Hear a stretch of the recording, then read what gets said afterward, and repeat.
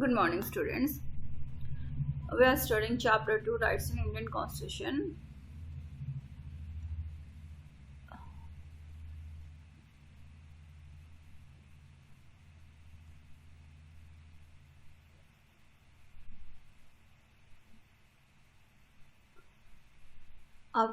Today's our topic is right to freedom, यानी कि स्वतंत्रता का अधिकार. Equality and freedom or liberty are the two rights that are most essential to the democracy. Equality and freedom or liberty are the two rights that are most essential to a democracy. It is not possible to think of the one without thinking of the other. It is not possible to think of one without thinking of other. यानी कि equality और freedom, यानी कि हम liberty भी कह सकते हैं. इक्वालिटी और फ्रीडम ऐसे तो राइट्स हैं, ऐसे तो इम्पोर्टेंट राइट्स हैं कि अगर हम सोचते हैं कि अगर इक्वालिटी है पर फ्रीडम नहीं है, या फ्रीडम है या फ्रीडम है तो इक्वालिटी नहीं है, इक्वालिटी तो फ्रीडम नहीं है, मतलब एक के बगैर दूसरे के बारे में नहीं सोचा जा सकता. और एक है दूसरा नहीं है, ये है और ये नहीं है, तो इसका कोई इम्पोर्टेंस भी नहीं हो जाती है, कोई मायना ही नहीं रह जाता है, यानी कि कोई मतलब ही नहीं रह जाता है. इक्वालिटी है, फ्रीडम नहीं है, फ्रीडम है, इक्वालिटी नहीं है, तो इसकी कोई इम्पोर्टेंस भी नहीं रह जाएगी. It is not possible to think of one without thinking of other. Liberty means freedom of thought, expression, action. However, it does not mean freedom to do anything that one desires or likes. If that were to be permitted, then a large number of people will not be able to enjoy their freedom. Therefore, freedoms are defined in such a manner that every person will enjoy her freedom without threatening freedom of others and without endangering the law and order situation. अब freedom क्या है? Freedom आज़ादी. क्या हमारे constitution ने हमें freedom दे रखा है, हमारी सरकार ने हमें फ्रीडम दे रखा है, तो फ्रीडम हम कहाँ तक एंजॉय कर सकते हैं? हमें फ्रीडम एंजॉय करने का कहाँ तक अधिकार है? दूसरों को नुकसान पहुंचाए बिना, दूसरे की फ्रीडम को ख़त्म किए बिना हम फ्रीडम एंजॉय कर सकते हैं. यानी कि हमें हर वो काम करने की आज़ादी नहीं है जो हम चाहते हैं. फ्रीडम हम तब तक एंजॉय कर सकते हैं कि हमारे एक्टिविटी से किसी दूसरे की फ्रीडम ख़त्म नहीं होनी चाहिए, दूसरे फ्रीडम को नुकसान नहीं पहुंचना चाहिए, एंड लॉ एंड ऑर्डर को भी नुकसान नहीं पहुंचना चाहिए. आपको वहीं तक की आज़ादी है कि आपका फ्रीडम किसी और के लिए टेरर ना बन जाए, परेशानी का कारण ना बन जाए, या उसके फ्रीडम का हनन ना हो जाए, उसका फ्रीडम में कोई रुकावट ना आ जाए. तब तक आपको अपना फ्रीडम एंजॉय करने का अधिकार है. Right to life and personal liberty. The foremost right amongst right to freedom is the right of life and personal liberty. हमने देखा जो फ्रीडम है उसके अंदर हमें राइट टू फ्रीडम दे रखा है आर्टिकल 19 के अंडर, आर्टिकल नंबर 20, 21, 22. आर्टिकल 19, 20, 21, 22, ये 4 आर्टिकल्स ऐसे हैं जिसमें हमें राइट टू फ्रीडम मिला हुआ है. इनमें से सबसे मोस्ट इम्पॉर्टेंट जो राइट है वो right to life and personal liberty है. The foremost rights among the right to freedom is that right of life and personal liberty. No citizen can be denied his or her life except by procedure as laid down under the law. Article 21, article number 21 क्या कहता है? Article 21 हमें ये कहता है किसी भी citizen को उसके लाइफ से बिना कानूनी प्रक्रिया से वंचित नहीं किया जा सकता. किसी भी सिटीजन को उसकी लाइफ से बिना कानूनी प्रक्रिया पूरी किए बिना उसकी लाइफ से उसको जीने का अधिकार उसे छीना नहीं जा सकता. Similarly, no one can be denied his or her personal liberty. That means no one can be arrested without being told the ground for such an arrest. अगर किसी की पर्सनल लिबर्टी को भी आप छीन नहीं सकते। अगर किसी को अरेस्ट किया जा रहा है तो अरेस्ट का कारण बताना होगा, किस ग्राउंड पे अरेस्ट किया जा रहा है। If arrested, the person has the right to defend himself by a lawyer of his choice. अगर अरेस्ट किया गया है तो उसको ये अधिकार है कि वो अपने चॉइस का लॉयर करे। Also, it is mandatory for the police to take that persons to the nearest magistrate within 24 hours. किसी भी आदमी को पकड़ के लाने के बाद जब वो पुलिस स्टेशन तक पहुंच जाता है, उसके बाद तो 24 घंटे के अंदर मजिस्ट्रेट के सामने पेश करना ही होगा, ताकि जस्टिफाई किया जा सके कि उसे किस ग्राउंड पे अरेस्ट किया गया है। The magistrate who is not part of the police The magistrate who is not part of the police will decide whether the arrest is justified or not. The magistrate which is not part of the police will decide whether the arrested is justified or not. 24 घंटे के अंदर arrested person को magistrate के सामने पेश करना होगा। Magistrate ही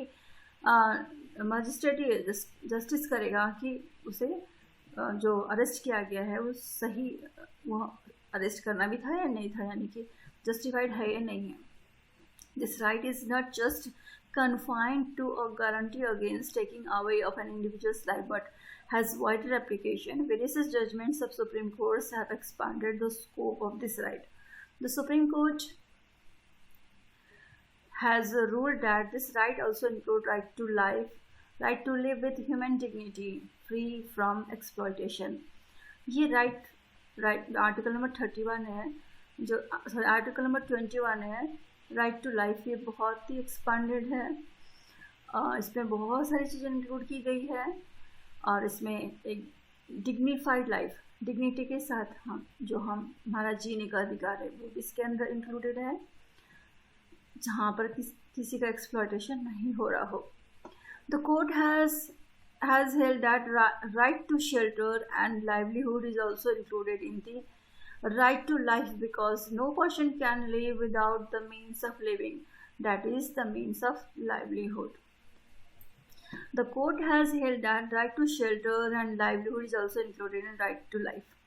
court ने इंक्लूड किया है कि रोटी, कपड़ा और मकान, इसका ये अधिकार भी राइट टू लाइफ के अंदर ही आते हैं।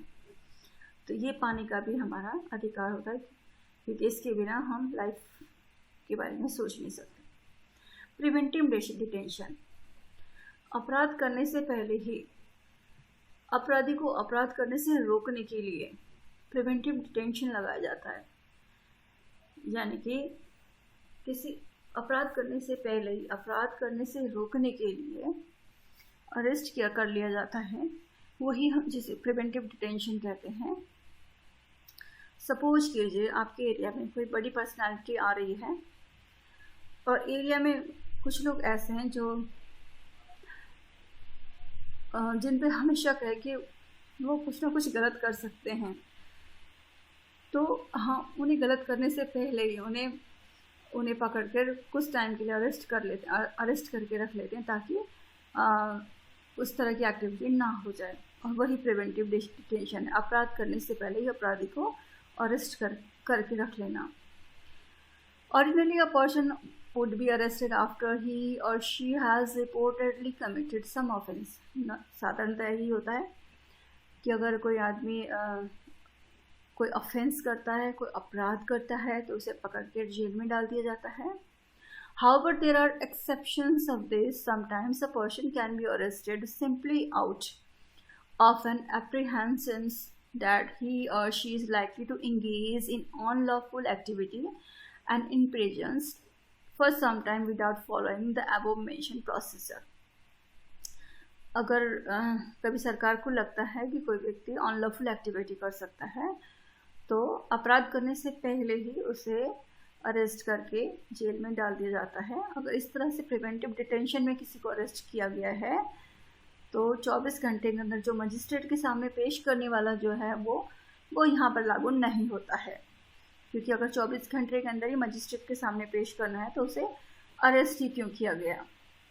This is known as preventive detention. It means that if the government feels that a person can be a threat to law and order or to peace and security of the nation, it can detain or arrest that person. This preventive detention can be extended only for 3 months. अब किसी व्यक्ति को अगर preventive detention के अंदर बंद किया गया है तो वो मजिस्ट्रेट के सामने पेश नहीं हो सकता, अपना लॉयर नहीं करेगा, उसको बाकी जो क्रिमिनल्स को जो आज़ादी दी गई वो उसके लिए नहीं है। पर प्रिवेंटिव डिटेंशन में हमें प्रिवेंटिव डिटेंशन में अगर किसी को अरेस्ट किया गया तो उसे 3 महीने से ज़्यादा अरेस्ट नहीं करके रख सकते। 3 मंथ्स के बाद उसे रिलीज़ करना ही होगा। After 3 months such a case is brought before an advisory board for review.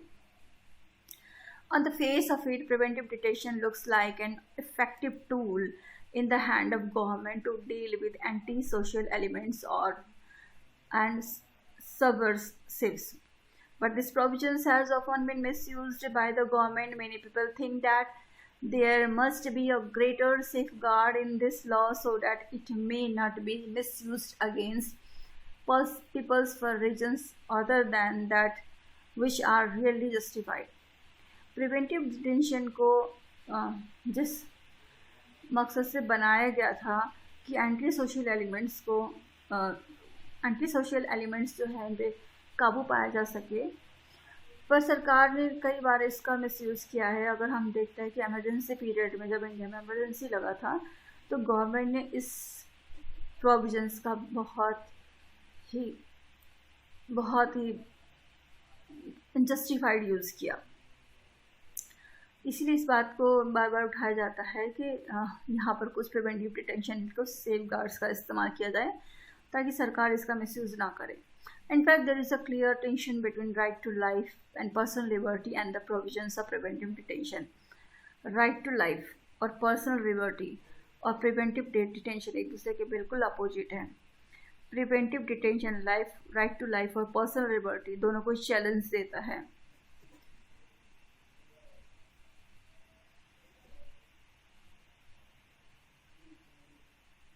Other freedoms. You can see that under the right to freedom there are some other rights as well. These rights, however, are not absolute. Each of these is subject to restrictions imposed by the government. Right to freedom के अंदर हमें जितने भी freedoms दिए गए हैं वो absolute नहीं है। Absolute नहीं है मतलब कहीं ना कहीं वहाँ पर restrictions हैं। अगर हमारे activities की वजह से हमारी कंट्री को, हमारी सोसाइटी को अगर हार्म हो रहा है तो वहाँ पे रेस्ट्रिक्शन लग जाते हैं। तो राइट टू लाइफ जितने भी राइट्स दिए गए वो बिल्कुल ही एब्सोल्यूट नहीं है, वहाँ पर सरकार रिस्ट्रिक्शंस लगा सकती है। For example, right to freedom of speech and expression is subject to restrictions such as public order, peace and morality etcetera. जैसे राइट टू स्पीच, आपको freedom of speech and expression है, आप अपनी बात को बोलकर, लिखकर, कार्टून्स के थ्रू, कविता के थ्रू, कहानी के थ्रू, मूवी के थ्रू एक्सप्रेस कर सकते हैं। पर कहाँ पे रिस्ट्रिक्शन है? आपके एक्सप्रेशन की वजह से law and order, public order, peace और मोरालिटी, हमारे समाज की शांति व्यवस्था भंग होनी चाहिए। मोरालिटी डाउन नहीं होना चाहिए, यानी कि मोरली वो सही होना चाहिए। जो आपने एक्सप्रेस किया है इमोरल नहीं होना चाहिए। Freedom is assembles to be exercise peacefully and without arm. हमें असेंबल होने का अधिकार है, सभा करने का अधिकार है, सम्मेलन करने का अधिकार है, लोगों को इकट्ठा करने का अधिकार है ताकि हम अपनी बात उन तक पहुंचा सकें, एक्सप्रेस कर सकते हैं, अपने व्यूज़ उनके साथ रख सकें। पर यहाँ पर विदाउट आर्म्स, बिना हथियार के उन्हें आना होगा। हथियार के साथ लोगों को असेंबल होने का अधिकार नहीं दिया गया है। The government may impose restrictions in certain areas, declaring the assembly of 5 or more persons as unlawful. The government may impose restrictions in certain areas, declaring the assembly of 5 or 4 persons as unlawful. कई बार देखा होगा जी, government जो है ऐसे restriction लगा देती है कि एक जगह पे 4 से 5 लोग भी इकट्ठे नहीं हो सकते। अगर कई एक जगह 5 लोग भी इकट्ठे हो रहे हैं, 4-5 लोग भी इकट्ठे हो रहे हैं, 5 से ज़्यादा लोग भी इकट्ठे हो रहे हैं, तो वहाँ पर जो है गवर्नमेंट उसे अनलॉफुल कह देती है, धारा 144 जो लगा देती है। Such powers can be easily misused by the administrations. The genuine protest against an act or policy of government by the people may be denied permission. However, if the peoples are aware and vigilant in regards to rights and choose the protest against such act of administration, such misuse becomes rare. कई अगर हमने देखा है कि कई बार लोग सड़कों पर उतर आते सरकार की नीतियों का विरोध करने के लिए, और सरकार इसको दबाने के लिए धारा 144 लगा देती है कि 44 लगा देती है। तो यहाँ पर जो है जैसे ये धारा लग जाती है तो या 5 से ज़्यादा लोग भी अगर इकट्ठे हो जाते हैं तो वो अनलॉफुल माना जाएगा। तो यहाँ पर हमें अपने राइट्स को लेकर अवेयर रहना चाहिए ताकि गवर्नमेंट इस तरह से सप्रेसिव मेजर ना इस्तेमाल करे। In the Constituent Assembly itself, some members had expressed their dissatisfactions about restrictions on right. हमारी Constituent Assembly के कुछ मेंबर्स थे, उन्होंने भी अपना डिससेटिस्फैक्शन ही जताया कि जो फ्रीडम्स दिए गए हैं अगर उसमें इतना रेस्ट्रिक्शन ही लगा रखा है तो फिर उस फ्रीडम को कैसे एंजॉय किया जा सकता है। सारे तो नहीं, पर कुछ हमारे जो मेंबर्स थे वो नहीं चाहते थे कि हमारे जो फ्रीडम्स हैं उसमें रेस्ट्रिक्शन लग जाए। फ्रीडम में रेस्ट्रिक्शन लगने का मतलब है हम फ्रीडम्स को एंजॉय नहीं कर पाएंगे। तो इनका नाम है सोमनाथ लाहिरी। इन्होंने इन्हीं जो फ्रीडम है इनमें जो रेस्ट्रिक्शन लगाए गए थे उनके बारे में क्या कहा है देखते हैं। I feel that many of these fundamental rights has been framed from the point of view of a police constable. यानी कि जितने फंडामेंटल राइट्स बनाए गए हैं ऐसा लगता है कि किसी पुलिस कांस्टेबल की नज़र से बनाए गए, उसके व्यूज़ के अकॉर्डिंग बनाए गए हैं। You will find that very minimum rights has been conceded and are almost invariably followed by a proviso. Almost every article is followed by a proviso which takes away the rights almost completely. What should be our conceptions of fundamental rights?